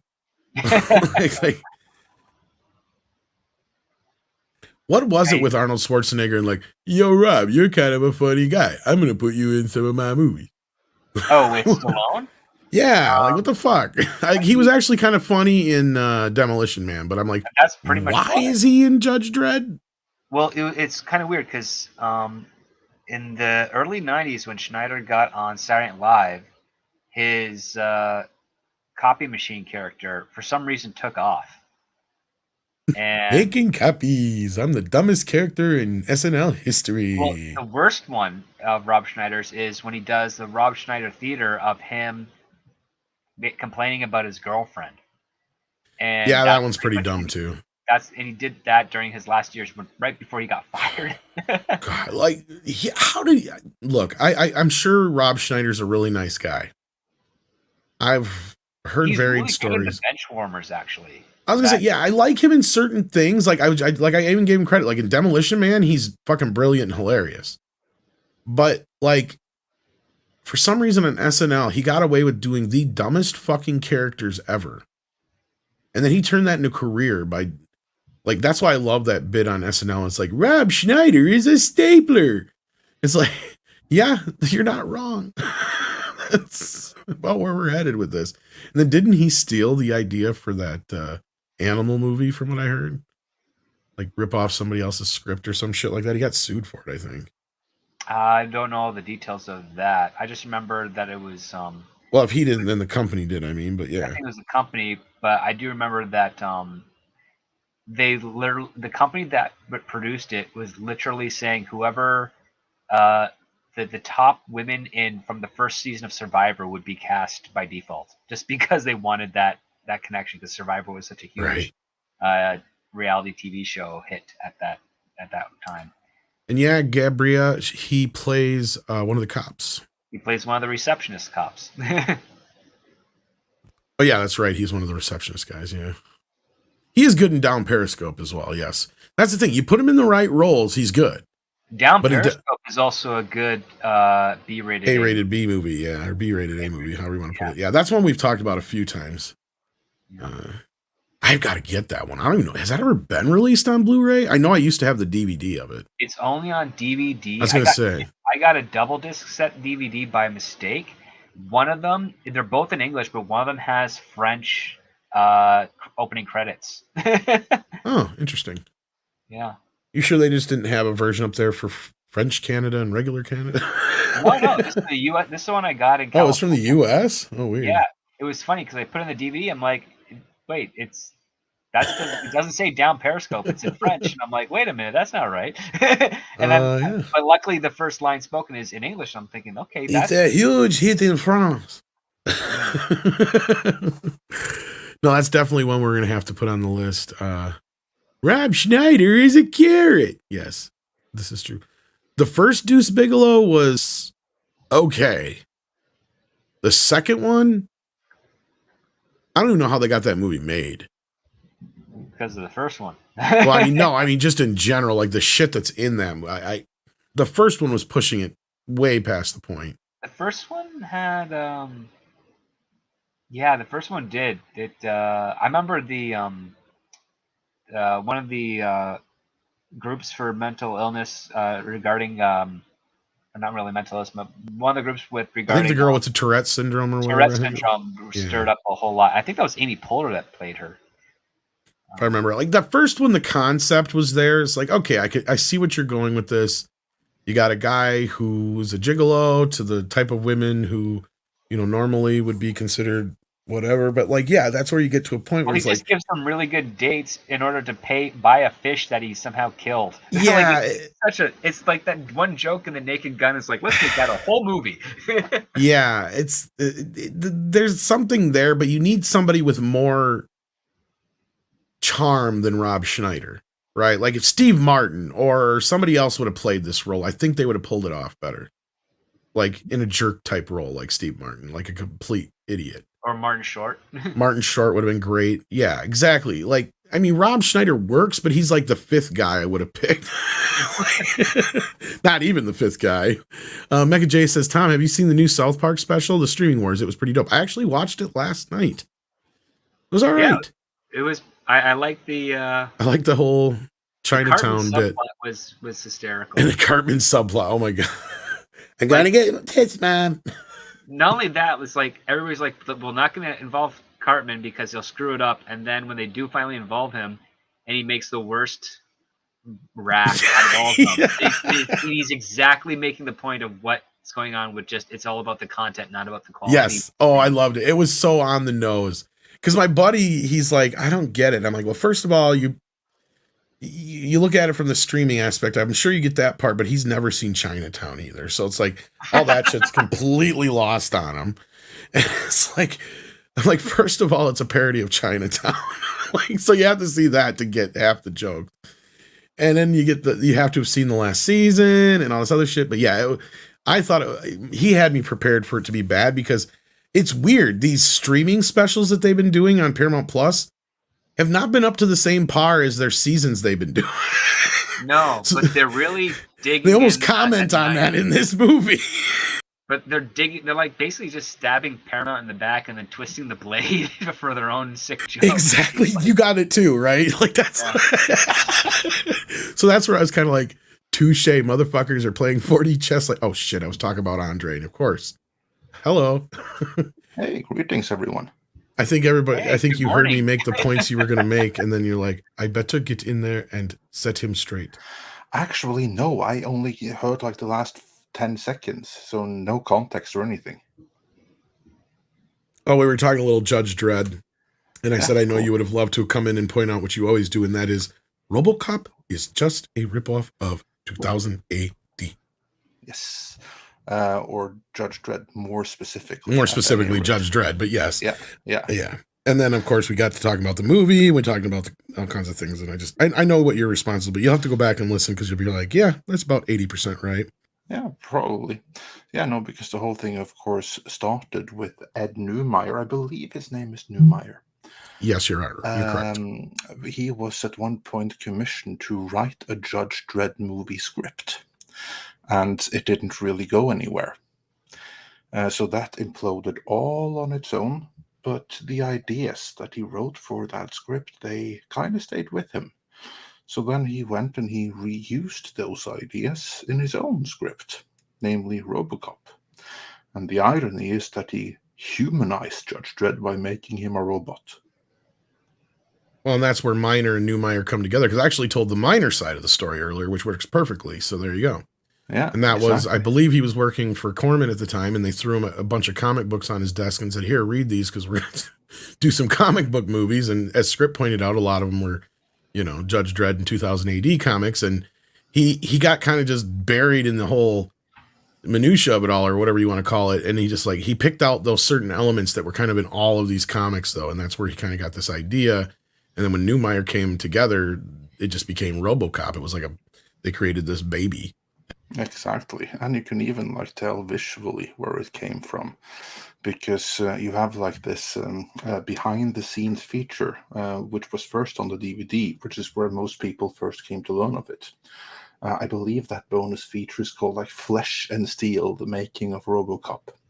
Yes, where you see the design process, where you start out basically with Judge Dredd. You can tell totally that they have this figurine of Judge Dredd, only in clay, so it's gray, and then they go and they mold it and they add more of Fritz Lang's Metropolis to it till they eventually end up with RoboCop. So even the visuals is Judge Dredd meets Metropolis. But yeah, we wanted to, that's why I was stalling a little bit their script. I knew Andre was going to try and pop in here if he could, so to give a few of his feelings on the whole thing. But as a whole, though, as a movie, how did you feel about RoboCop? And what was the first time you kind of saw it? Being from Norway, I got to imagine it was a bit of a different experience for you and Paul Verhoeven being from not exactly your neck of the woods, but around your area. Close enough. Actually, I remember very well for the first time I saw it. And it was in conjunction with the release of RoboCop 2. It had just, there you go, there's the picture. You can totally tell that's Judge Dredd with the vice. Yeah, it won't go any bigger, sorry. Because it's on Tumblr. Yeah, but like literally, that is the Judge Dredd helmet, and then you can see that here they have started the process of adding a little bit of Metropolis chest plate, and then it's just going to continue from there. But to anyone wondering if where the influence was, well, there's your answer. And to anyone wondering, like Trav 101, were there any copyright issues with RoboCop and Judge Dredd? No, it's different enough that they get away with it. So no copyright issues. And Judge Dredd's catchphrases like "dead or alive, you're coming with me," or calling criminals creep. These also are not copyright protected. So RoboCop could steal Judge Dredd's catchphrases. But yeah, no, as for me, I first became aware of it in conjunction with the VHS release of RoboCop 2, because then you had like trailers for it with other movies and stuff like that, and it looked like the coolest thing ever. So I really wanted to see RoboCop 2, but before that I have to like see RoboCop 1.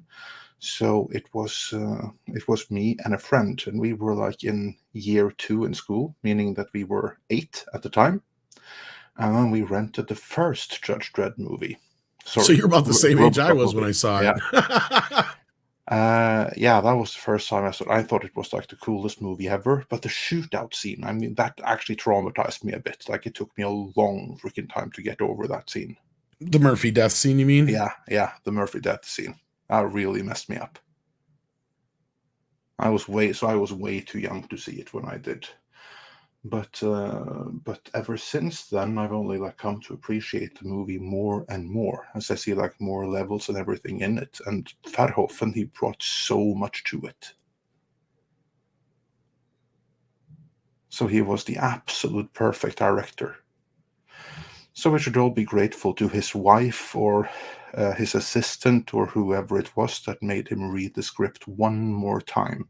I believe it was his wife. Throwing it away. Yeah, I believe it was his wife. Yeah, because he tossed it right in the trash. We talked about that. That was like one of the first things we talked about. And she took it out and read it. And she's like, yeah, it's actually pretty good. And you know, Script and I both kind of agreed that like we don't think any other director at that time could have done it this way. Like we even brought up, you know, Spielberg would have got more into the heart element of it, less the violence. Oliver Stone would have made it more of a Reagan era kind of movie. Like any director you attach to it, they would have changed it somehow. Yeah. It feels like Verhoeven was that guy at that time, perfect for this film. Even like Milius, like if you put Milius with it or something like that, he still probably would have made it maybe too macho or something like that. Probably, but Milius is the only other one I can see that would. That's the closest one I could come to, maybe, or Joe Dante. But even Dante would have put too much of the satire in it. But you know what? There actually still is a Milius connection by way of the score, because it's Basil Polidorus. Yeah, exactly, and he was like a Milius discovery. Maybe John Carpenter, but I think John would have went too deep, a little bit too darker into the horror elements of it. Yeah, he would have. He probably would have made it more of a Western. Either that's true, body horror, like a Western body horror, so that would have been a unique movie, but I don't think it would have been the cult classic that it is in the hands of anyone but Paul Verhoeven. If Carpenter had done it, it would have been another The Fly. It would have. Well, and that's what we were talking about, is you kind of need that Eastern European humor, like that satirical sense of humor, because that's what makes it fit and work. And I brought up even how like just like how like the German version of Ninja Turtles, for instance, they'll add like, you know, sound effects like when they hit the guys in the head to make it, you know, more jokingly violent instead of violent. And that's where we brought up where like Verhoeven was like losing his mind when the MPAA was like, yeah, lose these 20 seconds, lose these few frames, lose it. He's like, well, you take that out, you're taking the joke, you're taking the punchline away from the joke, basically. Because like the perfect example we brought up is how like in that first scene, how, you know, when that guy gets blown to bits, and then the first thing the one person goes is call the paramedic, call the paramedics. It's like, what are you going to do? The guy's in fucking 20 fucking pieces. Like, what the hell's a paramedic going to do at that point, kind of thing? That's the whole joke. So if you cut some of that out, it doesn't make it as violent, so it doesn't add to the satirical element of it all. But yeah. Anyway, I know we're going to be losing Script here, and I know you didn't have too much time, Andre, so I didn't know if there was anything else you had to add to the affair, Andre, or script before we go? Only that Verhoeven doesn't have Eastern European humor. He's from quite Western, centralized. Or Western, that's what I mean. Dutch, yeah. Sorry, that's what I meant. I always get it flipped around. So yeah, oh yeah, exactly. There, Kitty. Thank you for correcting me. Make that point. Yeah. Yes, please. Thank you for correcting me, though. Yeah, that's what I meant. Yes. Yeah. Yeah, we know. So yeah, no, I don't really have anything else to add. I know that you've been going for a long time already, and I'm pretty confident that you have covered most of what there is to. Yeah, I've kind of been distracted because I'm trying to figure out what Sadie's been barking at for the last 30 minutes, and I have no idea what it is. But yeah.